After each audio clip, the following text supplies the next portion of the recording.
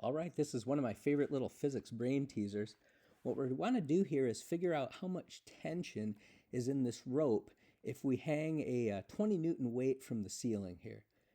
And so most people have no trouble with this because, of course, if the earth is pulling down on this weight with 20 newtons of force, then the rope, of course, is going to have to pull upward with 20 newtons of force so that the weight doesn't accelerate down or accelerate up. So the tension in the rope is 20 newtons. If we hang the rope so that it goes over a pulley like this and look for the tension in the rope, it turns out the problem is not that much different. The earth still pulls down on this weight with 20 newtons, and so the rope is going to have to pull upward on the weight with 20 newtons, and so the tension in the rope is going to be 20 newtons again. Well, let's take a look at this case. So now we have a rope that's being draped over two pulleys like this, and it's supporting these two 20 Newton weights. You may want to pause the video to take a moment to see if you can figure out what the tension is in the yellow rope.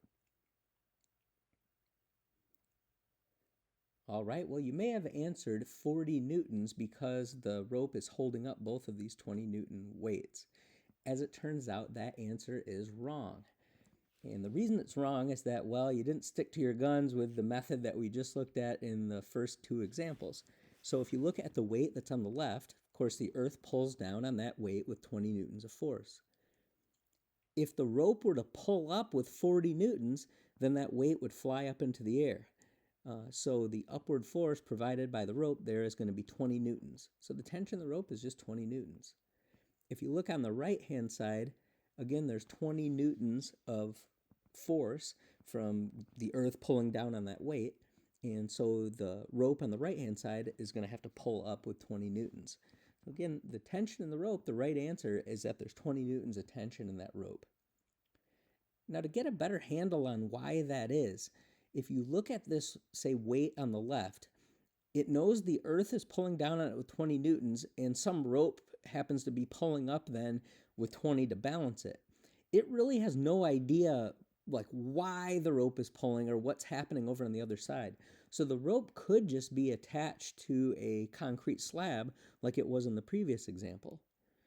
So really notice that the experience, let's say, for the weight on the left or the weight on the right, it's really no different if the ropes are connected like this versus if they're connected to a concrete slab in the middle here. So again, 40 newtons is the wrong answer because if there were 40 newtons of tension in this rope, both of these weights would actually fly up into the air. So again, just 20 newtons in the rope. What this example illustrates to me is it gets you to apply Newton's law properly. If one of these, if these weights are static, then what you want to do is look at the forces on just each individual weight and see what they are. So again, if the force of gravity is down at 20 newtons, the rope is going to have to pull up with 20 newtons. 20 newtons is the tension in the rope.